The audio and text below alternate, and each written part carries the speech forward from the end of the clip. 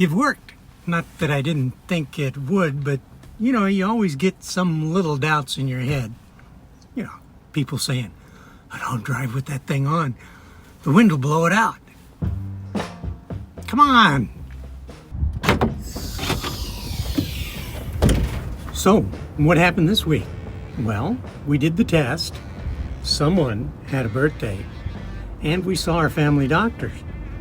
It was also my turn to see old Painless, you know, the family dentist.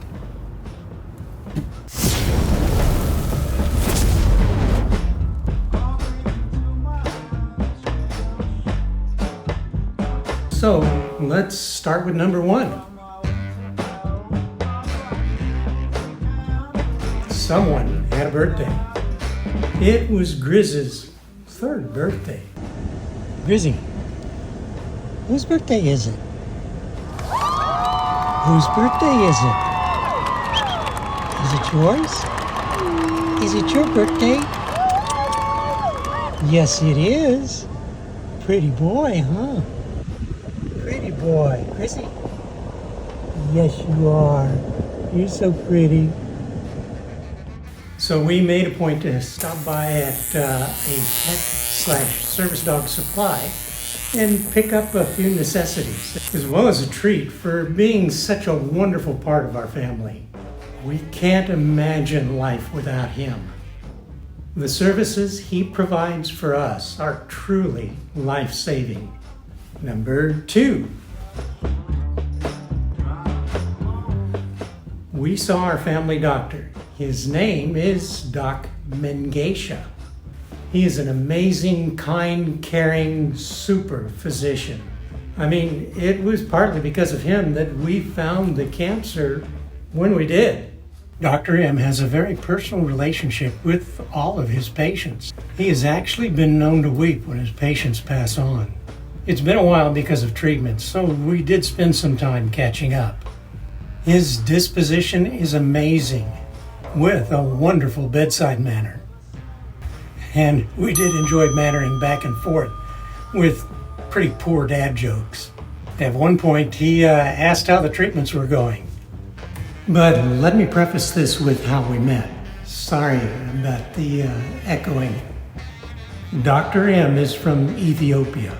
He is a handsome, slender, dark-complected man with a gentle and caring manner. We met about the time he first opened his practice almost 20 plus years ago.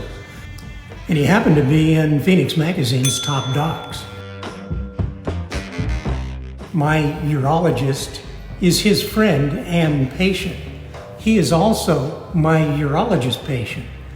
I think that they were in med school together. Both are amazing physicians. But like I said, Dr. M asked how my treatments were going. I'm usually pretty quick with a cheeky reply, but have been a little slower as of late. But not so with the doc. I responded that I had lost close to 30 pounds and was trying to put some back on and working out daily. At the worst point, I could reach my thumb and middle finger around my biceps. Without missing a beat, I didn't notice his usual tell that he had just set me up. His tell is kind of an impish little smile. And he quickly responded back, "So, you say that you were starting to look like me? Why? Is that a bad thing?" I was caught flat-footed, completely off guard, speechless. I had nothing. I think he could see me flush beet red. That's when I realized that he had just bested me in a really grand manner. That smirk became a big smile and a laugh, with a hug to show that he had me. I was playing catch-up for pretty much the rest of the visit. What a great guy. Number 3. Now it was my turn to see old Painless, our dentist, for a routine cleaning. So the next day I left Shelly and Grizz behind while I made the quick drive to our dentist's office for that routine cleaning. There was paperwork involved to be sure that they were aware of some of the treatments that I'm taking, which have given me a condition called osteopenia. It's kind of a weakening of the bones. And that should I need any dental procedures, they would have to coordinate with the cancer folks for the proper window to perform them. Simple fillings and cleanings wouldn't be a problem. So my hygienist did her thing, and the dentist noticed a potential tiny bit of decay on one upper molar. They had an opening, so they did a small filling and a fluoride treatment. I walked out a short time later with a numb upper jaw and no worse for the wear. Number 4.